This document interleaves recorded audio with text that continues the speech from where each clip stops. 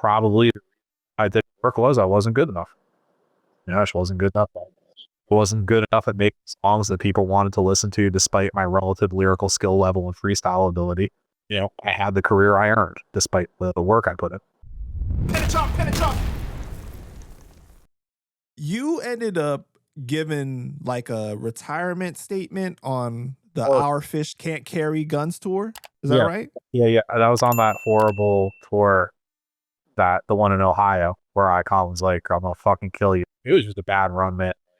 We had no luck that tour. Like it was like we had so many dates and we did everything right. Like we promoted it. Like we had good artwork for the flyers. Like it just wasn't a good tour. It was just a fucking tour. Wait, but I thought you said that you gave a like a retirement statement on the message board. Yes. So it was in the course of that tour. So like what prompted me to do that, and this is when I realized that like Sage did not like me at all, because he basically came on and was like, "Fuck this dude" or whatever, and I was like, "Ah, fair."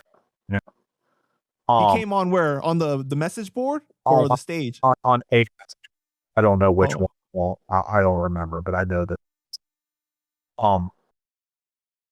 Yeah. So there was this event in Baton Rouge called the Spanish Moon, I think, and like we had done some real shows there. Like I remember the first time I went down there, bro.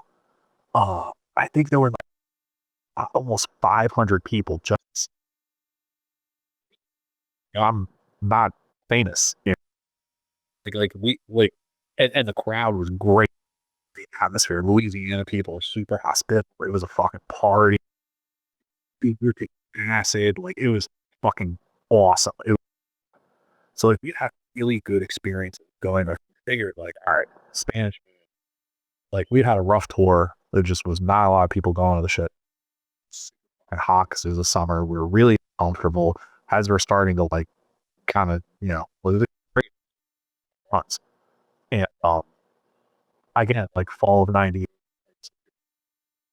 I felt like everything was kind of like I like it felt extremely lost and very confusion as to the previously had. I was just like, man, like I don't make it, which was true. Actually, so it was poured out by facts. Um, so we did at the Spanish Moon.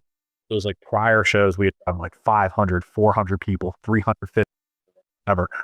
This 0 people, not one person came. Zero. So goose egg. So it was like I was fun, bro. I was just like fun. I was I was fucking mad. I was like I was 100%. I was like, all right, man, I'm done. I'm fucking done. Like I'm done. I can't do this shit. I'm done. And yeah, I posted it, and of course, got absolutely barbecued by the internet community. Which is to be expected. That's fair. It doesn't change how I felt about it or the honesty of the situation. A lot of those people had done all the things I'd done or gone to the places I'd gone, sacrificed the amount of time that I had to do it. But also, like no one's entitled to anything. And probably I did work was I wasn't good enough. I just wasn't good enough. Wasn't good enough at making songs that people wanted to listen to despite my relative lyrical skill level and freestyle ability. I had the career I earned despite the work I put in. That hurts to say. Again, I try to be brutally honest. I'm not trying to pull punches here. Sound or feel better or whatever. So, I probably deserved a lot of the people being fucking piece of shit, like whatever. And as they pile on, people definitely piled on. Like once it was like, sweet to do so. And I was a punching bag. But honestly, went on some international tours after that, and I would do shows after that. But it was mostly show would be I wrote very few songs. I had like a little resurgence with Time Capsule would be friggin' like the early. 2010s. But if you really look at it, after that, I did kind of go another way. I kind of was just like, it happened to me, happened like a couple months later or whatever. But I had already kind of like given up. Yeah. What was Mike's like reaction immediately when you announced it? To be honest, and I can be someone who's like not like a touchy feely like person. You know what I mean? I think he was actually, if I remember correctly, very sympathetic. Yeah, he knew. He said something to me. He actually said one of the most beautiful things to me anyone ever said.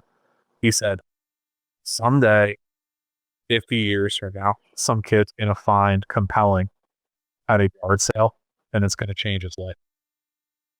Wow. Again, Damn, man. Shout because out to Mike, man. yeah, because again, despite his gruff exterior, he loves me very much. So he understood how much pain I was in because he was there with as I went around the world, went through all this bullshit, this, that, the third, whatever. So like, you know, he he wanted he wanted to try and tell me something, not even to make me feel better. He wanted to tell me something that he thought was real. Right. Yeah. But you've done things to help him as well because your cousin was the biggest name in SEO, Yeah. and he's the one that basically changed Mike's life like multiple times over, right? I think so. I mean, I think that I think there's some truth in that narrative. I also think that Mike is a hustler and a great salesman, and he probably I probably would have figured it out otherwise. I do think that connecting my cousin and him was very fortuitous for both of them, and I definitely think it did help his name recognition and him being able to carve a space out for himself in the industry. Um, and I hope it is true. I hope that I never really on my role about it that much because again, I love Icon and I love Rand. Cousin, he's my first cousin. We have the same grandmother. She passed, my Oma, um, my dad's mom, and Rand's a great dude. Um, he's really accomplished and a good person, and in some way I was able to affect that positively. Put that one on my tombstone. And I want to take this moment to say this because I don't normally get to say a lot of things, but like, I feel like people they talk shit about Mike, like they might not be a fan of his music or whatever they say, right? But he takes his money. I've seen him do this too. He takes his money that he makes in SEO and he puts it back into hip hop and contributes to the culture by giving people bags, by doing things a lot of times and helping people out. I've seen him do it time and time again, man. So like that is somebody that contributes in so many different ways more than people can imagine, and he deserves his respect yeah, for that. I mean, like we're cool. No one is going to ever have everyone be 100% a fan. Okay? That's not how life works. Um, Mike is extremely loyal. Like now, he also expects that same kind of blind faith from you. You know what I mean? Like he's gonna expect you to be all in on him. He doesn't want any questioning, back talk, any. But what about he's not going for that. But if you're like that with him, he's gonna be like that with you. I think that everyone knows. That's the case. He just doesn't have a lot of time for like again the touchy feely stuff, probably outside of like his family life. You know what I mean? He doesn't have a lot of time for like small talk. Like that's not who he is. You have to accept that different people. That's who he is, how he is. But he has always, even if we haven't spoken in a long time, not because it being different, our lives being different places. He's always rallied back to me when it was like Right. well as has like never has.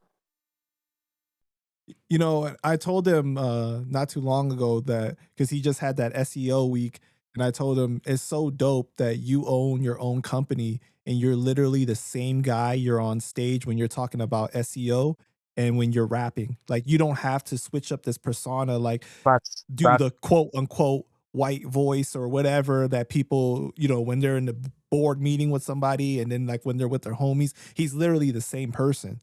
yeah, that's it. That's the genius of this approach, and that's why he's so successful sales wise. And he transposed the kind of hip hop swagger to SEO, and that plus, you know, deep technical knowledge of marketing, coding, actual digital assets and stuff like that. He's able to, in sales lane, just craft an amazing presence that's made because he just took that. That's what everyone should do. Take hip hop and you apply it to something else and then become wildly successful. Like what better epilogue could there be? Right. Most definitely, man.